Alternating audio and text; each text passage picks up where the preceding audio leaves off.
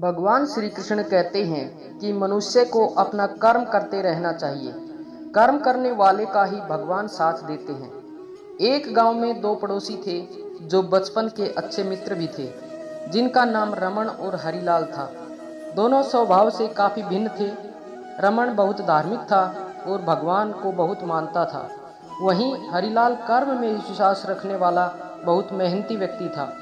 दोनों की आर्थिक स्थिति ज़्यादा अच्छी नहीं थी। एक बार दोनों ने मिलकर अपनी परिस्थितियां बदलने के लिए भागीदारी में थोड़ी ज़मीन खरीदी।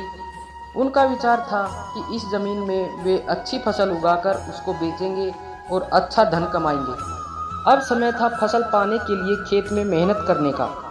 मेहनती हरिलाल खेत में काफ़ी ईमानदारी से मेहनत करता, लेकिन रमन खेत से दूर ही रहता और मंदिर जाकर भगवान से अच्छी फसल की उपज मिले इसलिए पूजा प्रार्थना करता।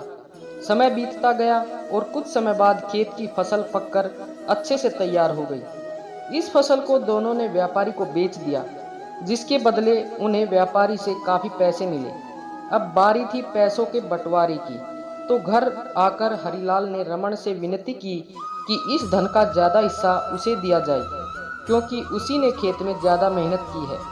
इस बात से असहमति दर्शाते हुए रमन बोला कि नहीं, धन का तुमसे ज़्यादा हिस्सा मुझे मिलना चाहिए, क्योंकि मैंने भगवान से इसकी प्रार्थना की, तभी हमको इतनी अच्छी फसल हुई। मेरी भक्ति और भगवान के बिना ये संभव नहीं होता। दोनों ही अपनी बात पर अड़े हुए थे। वे दोनों इस बात को आपस में नहीं सुलझा सके। धन के बंटवारे के लिए दोनों गांव के सरपंच के पास पहुंचे। सरपंच ने दोनों की सारी बात सुनी और उन्हें पता चला कि असली हकदार हरिलाल है। फिर भी रमन की गलतफहमी दूर करने के लिए सरपंच ने दोनों को ही एक एक बोरा चावल का दिया, जिसमें काफ़ी ज़्यादा कंकड़ मिले हुए थे। सरपंच ने दोनों से कहा कि कल सवेरे 7 बजे तक तुम दोनों को इसमें से चावल और कंकड़ अलग करके लाने हैं। कल तुम दोनों के चावल देखकर ही मैं फैसला करूंगा कि इस धन का हिस्सा किसको मिलना चाहिए। रमन और हरिलाल चावल की बोरी लेकर अपने घर चले गए। मेहनती हरिलाल ने रात भर बिना सोए चावल और कंकड़ को अलग किया, लेकिन रमन चावल की बोरी को लेकर मंदिर में गया और भगवान से चावल में से कंकड़ अलग करने की प्रार्थना करके सो गया। अगले दिन सुबह हरिलाल जितने चावल और कंकड़ अलग कर सका, उसको लेकर सरपंच के पास पहुंच गया। सरपंच ने रमन से कहा कि दिखाओ तुमने कितने चावल साफ किए हैं। रमन ने कहा कि मुझे अपने भगवान पर पूरा भरोसा है कि उन्होंने सारे चावल साफ कर दिए होंगे। जब उसकी चावल की बोरी को खोला गया तो उसमें चावल और कंकड़ वैसे के वैसे ही थे।